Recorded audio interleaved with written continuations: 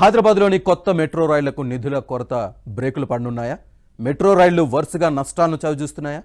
పీకల్లోతు నష్టాల్లో కొట్టుమిట్టాడుతున్న L&T Hyderabad metro రైలుకు ఇప్పుడు నిధుల కొరత అతిపెద్ద సవాల్గా మారిందా?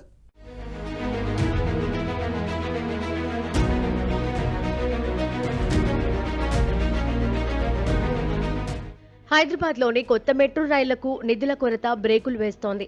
నగరంలోని ప్రస్తుతం ప్రతిరోజు సుమారు 5 లక్షల మందికి పైగా రాకపోకలు సాగిస్తున్నారు. రోజురోజుకు పెరుగుతున్న ప్రయాణికుల రద్దీ మేరకు కొత్త రైళ్లను కొనుగోలు చేయాలని 2 ఏళ్ల క్రితమే హైదరాబాద్ మెట్రో రైల్ ప్రతిపాదనలు సిద్ధం చేసింది. బెంగళూరు కేంద్రంగా మెట్రో రైళ్లను తయారు చేస్తోన్న భారత్ ఎర్త్ మూవర్స్ లిమిటెడ్ సంస్థతో సంప్రదింపులు కూడా జరిపారు. కానీ పీకల్లోతు నష్టాల్లో కొట్టుమిట్టాడుతున్న ఎల్ఎన్టీ హైదరాబాద్ మెట్రో రైలుకు ఇప్పుడు నిధుల కొరత అతిపెద్ద సవాల్గా మారింది.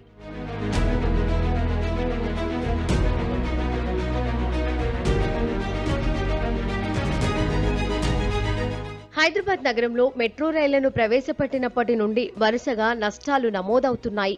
రైళ్ల నిర్వహణలో ప్రయాణికుల నుంచి టికెట్ల ద్వారా వచ్చే ఆదాయం ఏమాత్రం సరిపోవడం లేదని అధికారులు చెబుతున్నారు.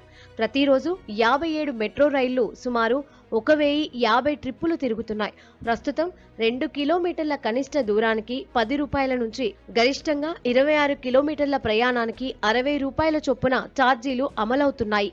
అయినప్పటికీ గత 10 ఏళ్లలో ప్రయాణికుల నుంచి టికెట్ల ద్వారా వచ్చే ఆదాయం నష్టాలను ఏమాత్రం భర్తీ చేయలేదు. పైగా ఏటేటా నష్టాలే నమోదై ఇప్పుడు 6,500 కోట్లకు చేరాయి. ఈ పరిస్థితుల్లో నగరంలో మెట్రో రైళ్ల నిర్వహణకు టికెట్ ఛార్జీల పెంపు అనివార్యంగా మారినట్లు అధికార వర్గాల అంచనా.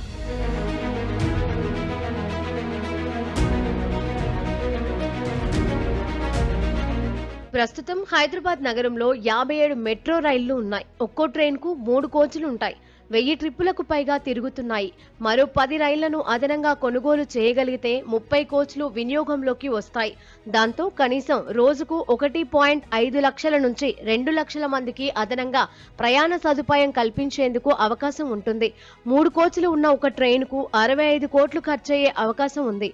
తయారీ సంస్థల నుంచి రైళ్లను కొనుగోలు చేయడంతో పాటు నగరానికి తరలించడం కూడా ఎంతో ముఖ్యం. ఈ లెక్కన 10 రైళ్లకు సుమారు 650 కోట్లకు పైగా నిధులు అవసరం. కొత్త రైళ్ల కోసం ప్రభుత్వం నిధులు కేటాయించడం లేదా ఛార్జీలను పెంచేందుకు అవకాశం ఇవ్వడం పరిష్కారంగా అధికారులు భావిస్తున్నారు.